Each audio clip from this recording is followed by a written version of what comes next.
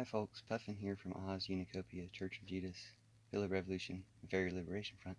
This is a Fairy Liberation Front video, so welcome to the Fairy Liberation Front.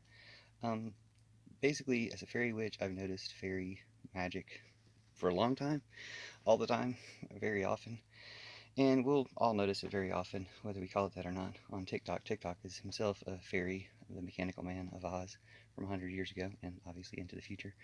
And we notice these fairy things, magical uh, coincidings, that if you think about fairy intelligence behind it, makes sense. So I do think about it that way, and so I see it a lot.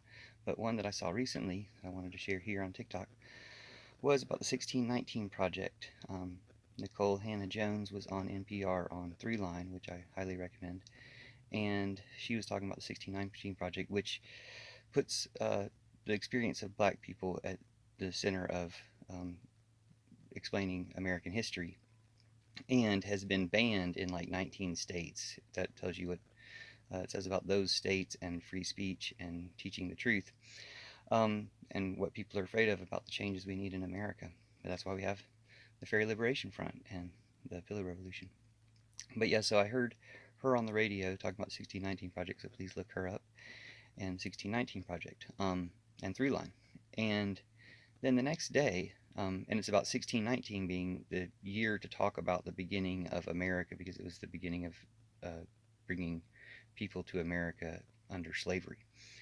Now, the next day, I saw on Pluto the Andy Griffith Show, and Opie, at the end of the show, his history teacher is one of the main characters in this episode, is asked to explain the beginnings of America, and he stands up and says in 1609, and talks about the beginnings going back to then, and then other boys stand up and dispute with other ideas of the beginnings of America. I thought this was a good magical reflection of what I'd heard on the radio a couple of days before. And then the next day or a couple of days later on the radio, I heard a story about real life Mayberry. Now, I don't know if it was about racism or women getting much longer prison sentences than usually their husbands for when the husband abused their kids and the women failed to protect.